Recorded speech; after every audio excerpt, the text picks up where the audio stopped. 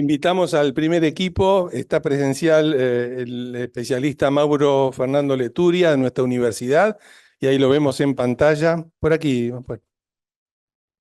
y lo vemos ahí en pantalla al colega de Colombia, el especialista Diego Fernando Lenis Trujillo.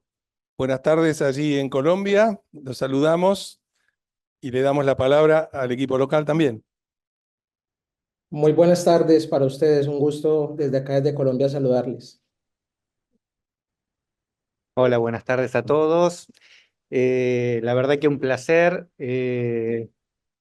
esta jornada y la visión de que como director de un proyecto de investigación que viene desarrollándose hace varios años en la Facultad de Derecho y Ciencias Políticas, este año incorpora la novedad de la internacionalidad, ¿no? Las temáticas con las que trabajamos han sido los derechos intelectuales y a partir de este año gira en profundidad hacia la importancia de la inteligencia artificial en los derechos intelectuales, un tema de súper actualidad y obviamente transversal, ¿no? Lo enfocamos desde la parte jurídica, que es nuestra rama de base, y la incorporación del investigador Diego Fernando Lenis Trujillo, la verdad que ha sido enriquecedora desde muchos puntos de vista. Hace varios meses que venimos trabajando continuamente. La semana que viene va a estar acá con nosotros. Ya tenemos varias presentaciones de ponencias en otras universidades de Buenos Aires, lo que decía nuestra rectora, se han hecho publicaciones. El trabajo va cumpliendo casi todos los pasos que necesitamos y que en algún momento fueron los objetivos que a veces en investigación es muy difícil de lograr, ¿no? Tratar de que cuando uno proyecta este tipo de actividades que se hacen siempre con una carga horaria o con una dedicación adicional a nuestras tareas, ¿no? Nosotros no somos investigadores full time, nadie puede hacer eso hoy, sino que somos docentes, hacemos nuestras tareas y a partir de ahí generamos estos espacios para investigar. Quiero contarles muy brevemente, como les dije, lo que buscamos es medir o tratar de establecer el impacto de la inteligencia artificial en distintas ramas, en concreto los derechos intelectuales, cómo estos fenómenos están cambiando la percepción y la tradición jurídica argentina. Esto necesita repensarse, necesita avanzar y nosotros lo habíamos comenzado ya hace por lo menos 5 o 6 años desde el primer proyecto con una visión de internacionalidad. Y esto vino a coronar un poco esa idea, ¿no? No podemos en estos temas pensar en soledad. Necesitamos, ahora les va a contar Facundo Cerdá, otro investigador que ya tuvo una experiencia así, yendo a la Universidad de Madrid hace un par de años, y ver cómo nosotros enfocamos esto en el sentido de que los desarrollos tienen que de alguna forma convencernos en una comunidad ampliada. No tiene mucho que ver con la búsqueda de lo que está bien y de lo que está mal, sino de qué es lo que está sucediendo en nuestra sociedad. Estamos en una etapa de exploración, estamos en una arena movediza, tenemos que salir de lo dogmático para dejarnos, impresionar por lo que está pasando. Los fenómenos se dan con una dinámica que supera nuestra capacidad de dedicación habitual. Entonces eso lo que nos invita es a redoblar los esfuerzos y a tratar de alcanzar esa dinámica que por lo general viene de otros países, ¿no? Entonces los dejo con Facundo unos minutos y después con Diego Fernández. Bueno, ante todo, muchas gracias a todos por asistir. Gracias, Mauro, por siempre la oportunidad de brindarnos a todos los estudiantes que estuvimos con él. Yo fui alumno de él, ayudante en su cátedra y ahora compañero de equipo. La oportunidad de haber ido a Madrid a poder explayarme y entender más sobre lo que es esta rama que es la propiedad intelectual, el derecho de autor. Y esto que está surgiendo hoy día a día, ¿no? Que es el avance de la inteligencia artificial. Como bien dijo Mauro, ya no es una cuestión de algo que está lejano, sino que ya es hoy y hay muy poco sobre el tema. A mí me tocó buscar bibliografía para el proyecto de investigación y es muy poco lo que se sabe. Recién está viendo indicios, pero la realidad es que la tecnología va mucho más allá del derecho, avanza a grandes pasos y bueno, estamos acá para poder explayarnos y ver qué podemos hacer ante esto nuevo que nos está surgiendo. Así que gracias por la oportunidad y esperamos poder seguir creciendo en este camino. Bueno, y ahora vamos a lo importante, ¿no? Que le decía que nosotros escuchamos o nos nutrimos de lo que hacen nuestros colegas y para eso Diego Fernando es un gran exponente. La verdad que se ha mostrado con una iniciativa que nos ha empujado a nosotros, ¿no es cierto? Ahora él nos va a contar y bueno, me gustaría que la semana que viene, cuando venga, también se los voy a presentar y que nos muestre en lo que está trabajando. Bueno, muchísimas gracias. Yo quiero desde Colombia brindar un saludo muy especial, obviamente, a la señora rectora, a la doctora Rita, al doctor Guillermo y al doctor Sebastián. No sin antes saludarles a todos, pero también agradecer muchísimo al equipo de trabajo que hemos desarrollado con Mauro, con Facundo, con las demás personas que nos apoyan, porque no es fácil investigar en temas que son novedosos y no es fácil, diríamos en Colombia, montarnos en un bus que ya va avanzando. Y en temas de investigación, creo que se necesita el espíritu de querer aprender siempre y de querer descubrir cosas nuevas. Y a Dios gracias, yo lo he encontrado en Mauro y en el equipo, así que de antemano yo agradezco muchísimo. Me voy a tomar simplemente el espacio para compartir. Es algo muy breve, muy seguramente la próxima semana, Dios mediante, cuando estemos allá, pues vamos a entrar a profundidad y también por respeto a los demás expositores y al tiempo, voy simplemente como a mencionar algunos de los elementos que consideramos son importantes que podamos tener en cuenta. Simplemente les pediría que me informaran si estoy compartiendo mi pantalla y si todo está funcionando bien. Perfecto, perfecto. Perfecto. Entonces, dentro del proyecto grande que planteaba Mauro, donde se habla del impacto de la inteligencia artificial en los derechos intelectuales, digamos que nosotros hemos querido también retomar algo que me parece importante y es cómo traer para el caso colombiano y para el caso latinoamericano esa titularidad de los derechos de autor en aquellas obras que son creadas por inteligencia artificial. Nosotros, pues, es importante creo que recalcar que nosotros en Colombia, digamos que trabajamos con dos grandes entes, con la Dirección Nacional de Derecho de Autor, que es la que precisamente está muy enfocada en los derechos intelectuales, a través de una decisión andina, que es aquella que cobija a 4 países en este momento. Esos países son Colombia, Ecuador, Perú y Bolivia. Y por otra parte, tenemos a la Superintendencia de Industria y Comercio, que es donde se tramita todo lo relacionado con propiedad industrial. Es decir, son esos dos grandes brazos de la propiedad intelectual los que a través de esas dos entidades, el Estado colombiano, a través de una base constitucional amparada para todos los nacionales y los extranjeros que estén en territorio nacional o que hagan extensión de su propiedad intelectual en Colombia, lo protege a través del artículo 61 de la Carta Política. Digamos que ese es como el marco de referencia que nosotros vamos a tener frente a los derechos de propiedad intelectual. Nos parece importante también, digámoslo así, como citar aquellos componentes en los cuales planteamos qué son esos derechos de autor, qué son esos derechos de propiedad intelectual, qué son esos derechos que realmente enmarcan la discusión de la investigación que se está adelantando con Mauro y con el equipo, y no es otra cosa que la protección que el Estado le otorga al creador de obras literarias o artísticas desde el momento de su creación. ¿Qué nos parece importante? Y seguramente es el gran objeto de la discusión.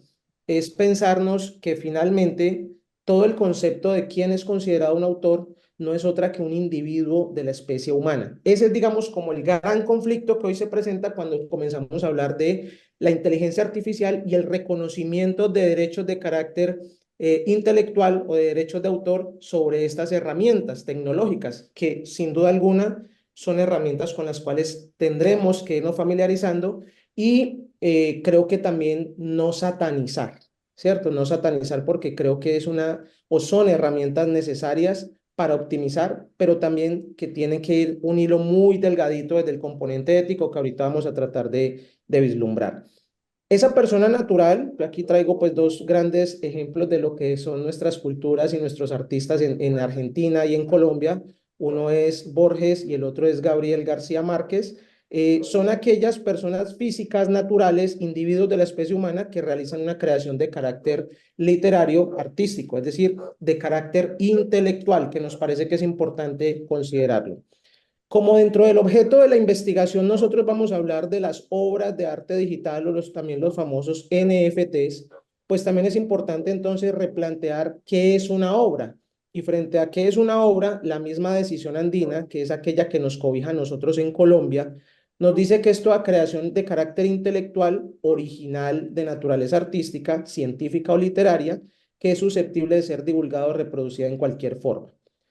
Desde ese concepto, pues también vale la pena destacar que hay dos tipos de derechos que precisamente los derechos de autor confieren y que hacen parte de una discusión profunda que seguramente ya sentados allá en Argentina dialogaremos con Mauro, con Facundo y con el equipo y es cómo tratar de encontrarle un quiebre al tema de los derechos morales, especialmente frente a la titularidad de las obras creadas por inteligencia artificial. Mucho más que desde el componente patrimonial, que es el otro eje de los derechos de autor, digamos que la gran discusión de fondo es si se me dice específicamente que un autor es un individuo de la especie humana, ¿cómo le voy a atribuir derechos morales a una inteligencia artificial, a una herramienta tecnológica? Y ese es, digamos, como gran parte del foco de discusión, que seguramente al final uno diría, pues la respuesta es tajante y debe ser no, pero el sentir mío es que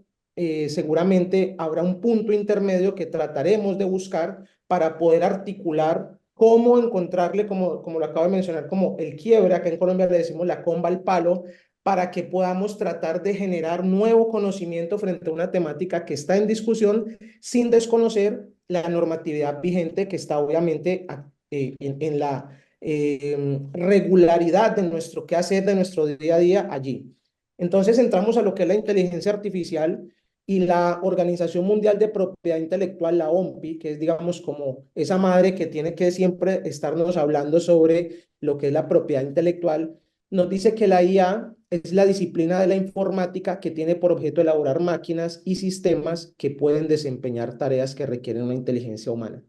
Si caemos en cuenta, realmente lo que nos parece fantástico de la IA es asimilar que actúan dentro de los resultados que nos entregan como un elemento de carácter humano, pero sabiendo que son herramientas de tecnología que fungen con algunos elementos propios del ser humano. Aclarando algo que para mí es importante, es que el ser humano es maravilloso y que el ser humano jamás va a poder ser reemplazado por una inteligencia artificial, ¿cierto? Que ese es otro elemento de discusión que muchas veces se plantea. Y creo que no viene al caso, pero sin duda alguna somos mucho más brillantes y mucho más superiores que una inteligencia artificial. Aterrizando entonces a las obras de arte digital, pues tendríamos para decir que esos NFTs o aquellos tokens no fungibles son representaciones inequívocas de activos digitales o físicos, que ese es otro elemento que seguramente nos vamos a encontrar en un futuro no muy lejano, y comprender que los NFT no son solamente aquellas obras de arte digital que a veces hay personas que dicen eso es muy fácil de hacer o ya no tienen la misma relevancia que hace un año o 2 años atrás cuando se pagaban millones de dólares por estas obras de arte digital, sino que lo importante es comprender que usan una tecnología y que esa tecnología realmente arroja que en muchos casos esa inteligencia artificial me va a poder arrojar obras de arte digital y yo tendré que cuestionarme a quién le atribuyo esa titularidad de esas obras. Ante la Dirección Nacional de Derecho de Autor, que es el órgano estatal acá en Colombia que regula todo el tema precisamente de derechos de autor, se le hicieron una serie de preguntas y son esos dilemas los que vamos a tratar de resolver a través de la investigación que se va a realizar y que se está realizando pues con el equipo. Y es, por ejemplo, si una obra creada por inteligencia artificial podría ser protegible eventualmente por derecho de autor y si el resultado fue generado tras repetir varias veces el prompt es como esa orden minuciosa que muchas veces nosotros cuestionamos por qué la inteligencia artificial no nos da el resultado esperado, pero muchas veces tendríamos que cuestionarnos cuál es aquella instrucción o instrucciones lógicas parametrizadas que nosotros le damos a la misma y si efectivamente dándole ese sistema de información cada vez más expresiva, específica y original, haciendo uso de la obra, sea justamente lo que el ser humano espera y si efectivamente se puede considerar que allí hay derechos intelectuales o derechos de autor.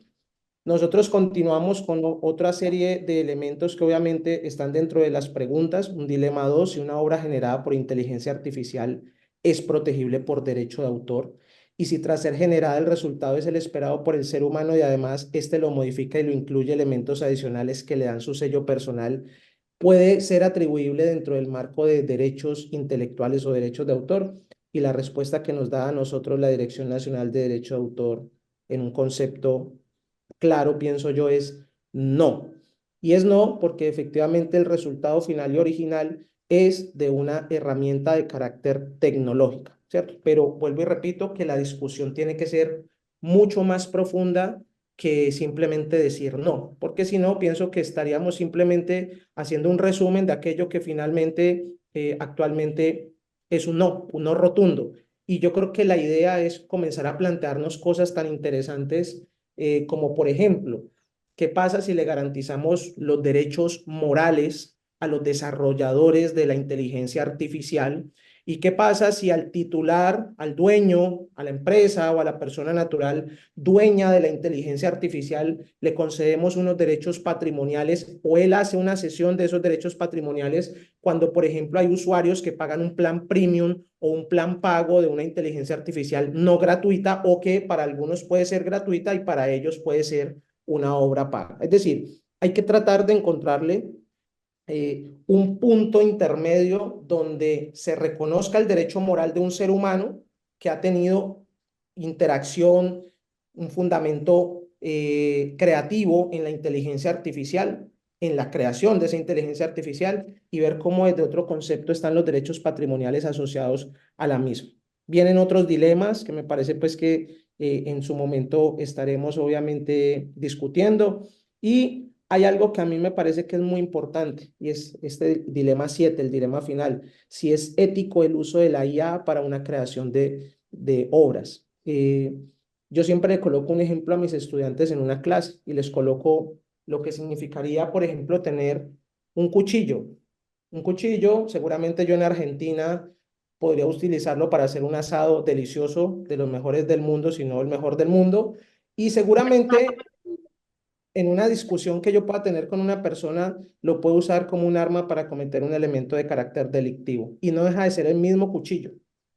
Entonces, todo va a depender del uso que nosotros le demos también a esa inteligencia artificial. Vienen otras discusiones, por ejemplo, cómo el uso de una inteligencia artificial podría generar un desgaste tan claro como que cada vez que yo hago una consulta en ChatGPT y cada vez que hago un ingreso y genero una salida, estoy consumiéndome realmente 2 vasos de agua al medio ambiente y cómo también esa discusión no solamente radica desde el componente ético, sino también desde la responsabilidad ambiental que como seres humanos debemos de tener. Entonces, creemos que con el desarrollo de proyectos como este y con la interdisciplinariedad de miradas también tan interesantes como por ejemplo la mirada desde la legislación argentina, la mirada desde la legislación colombiana y comprender que a nivel mundial estamos hablando de un tema que apenas está surgiendo, de un tema que apenas está en discusión y de algo que en su momento creo que conversábamos con Mauro. Mauro un día me decía, es que es crear algo nuevo, o sea, es crear algo nuevo también como un precedente muchas veces hasta de carácter judicial para que las interpretaciones que se hagan sobre estos temas pues realmente tengan un fundamento teórico científico que creo que es lo que al final nuestras universidades realmente están deseando. Estoy seguro que la Universidad Católica de La Plata, como bien lo decía ahorita nuestra rectora, plantea escenarios y esta es la primera versión, pero en esta primera versión obviamente tendremos que tener resultados y esos resultados pues ojalá que sean de creación de un conocimiento nuevo pero práctico, ¿cierto? Que al final siento es lo que se busca con Mauro, con Facundo y con el equipo, que podamos tener unos elementos de discusión transversales a nuestras legislaciones, entiéndase Colombia, Argentina, Latinoamérica y a nivel mundial, y que sobre eso podamos tratar de encontrar consensos y puntos de encuentro donde no solamente resumamos un no rotundo, sino que tratemos de encontrar alternativas a esos derechos de autor. Ese es, digamos, a grosso modo lo que tenemos hoy. Hoy tenemos un no, pero la ilusión que tenemos es que podamos tratar de encontrar un punto intermedio. Muchísimas gracias.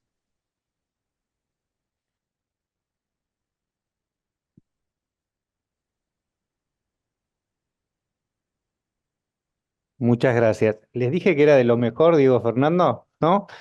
Es así. Cuando empezamos, uno no termina. Empiezan a surgirse, charlábamos un ratito antes, nuevas inquietudes y nuevas aristas. Y a la primera, también la IA es una creación, ¿no? Y entonces tampoco le podemos decir a todo que no. Tenemos un desafío enorme. Todo nuestro sistema jurídico fue creado en el siglo XX y estos son fenómenos del siglo XXI. Entonces, en algún punto es o torcemos la realidad y la encorsetamos en esas reglas que teníamos y decimos, no, no, esto sí, esto no. Es decir, con una computadora sí, con una calculadora sí. Piensen esto, ¿no? Hace 60 años profesores de matemática o de física peleando contra los que tenían calculadora científica o quejándose de las computadoras. Está claro que esto va a pasar. Está claro que esto no lo vamos a poder detener ni contestarle a todo que no. Entonces es necesario marcar esto que estaba bien señalando Diego Fernando, de dónde vamos a ubicar estas posturas que necesitamos discutir, necesitamos generar, porque el derecho también es una creación humana. Es decir, tenemos el derecho que cierta sociedad necesitaba tener. En el marco de la legislación de propiedad intelectual argentina, Argentina tiene la ley de propiedad intelectual más antigua del mundo, 1931.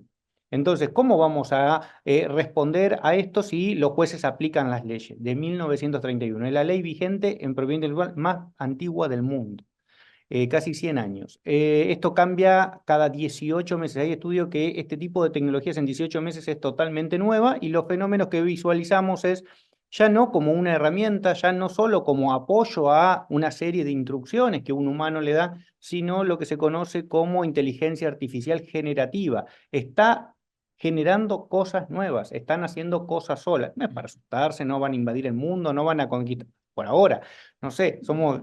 Pero al menos en lo que nos toca, en el mundo de las creaciones intelectuales, científicas, surgen continuamente preguntas, desde si esto es ético, que un investigador lo use para desarrollar un paper, si un escritor citó dos grandes escritores. Acá abajo tenemos un museo hermoso. Si yo mañana le trajera un conjunto de obras, la visión tradicional es que serían réplicas, que serían copias, que sería un insulto a los derechos morales de paternidad de esos grandes autores que dedicaron a hacer escultura, que dedicaron a hacer pinturas, obras literarias y demás. Lo cierto es que tal vez hay grandes creadores que ahora son informáticos, desarrolladores de software, entrenadores de sistemas de inteligencia, tendrán otro nombre, ¿no? Es decir, cada vez que apareció un nuevo fenómeno artístico también tuvo resistencia.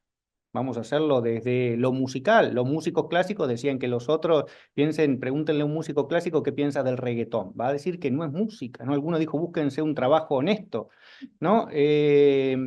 Cuando los pintores clásicos enfrentaban a fenómenos callejeros como los grafitis. Y no, eso no es arte, no es obra. Y transitaron también un cambio y así podemos recorrer infinidad de ejemplos. Lo cierto es que esto es disruptivo, esto es distinto.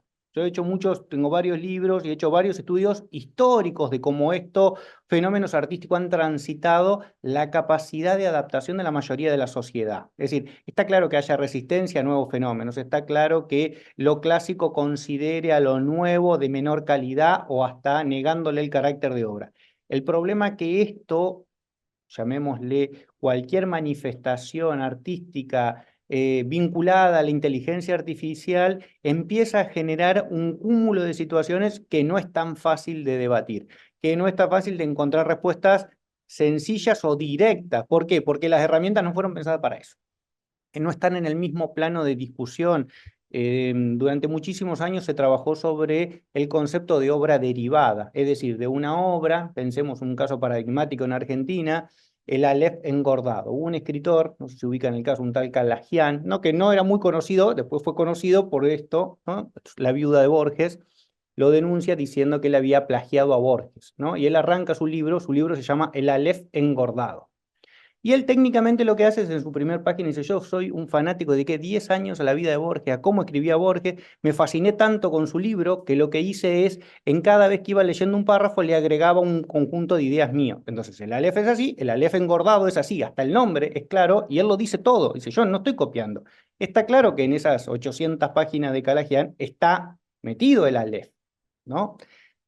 Lo denunciaron fue procesado penalmente por la justicia argentina. Hubo movimientos internacionales defendiéndolo. Mire, es una obra nueva, que en realidad no era nada nuevo, porque si buscamos, o los que tenemos algún vínculo en el derecho, era una técnica que usaron en realidad los glosadores y posglosadores de Bolonia en el siglo XII. Tomaban los textos romanos, Ulpiano, Justiniano, y ahí un jurista le escribía alguna cosa que podía interpretar de eso, y eso fue lo que construyó nuestro derecho. La técnica no era nueva, ni era plagio, ni era un robo, en todo momento se reconocía, pero la justicia argentina tuvo muchas dudas y hasta llegó a procesarlo, a considerarlo procesado por cometer delitos cuando él mismo lo había declarado. Entonces, busquemos el punto que quieran, está todo para hacer, es una invitación a que en sus respectivas ramas, como dije al principio, esto es transversal, es decir, lo podemos tocar para ciencias exactas, lo podemos tocar para las ramas artísticas o para las materias humanísticas o para ingeniería, arquitectura, etcétera, etcétera. Así que bueno, agradecerles por este espacio, por dejarnos contar esto. Bueno, Diego Fernando, que te esperamos semana que viene. Y Muchas gracias, Mauro.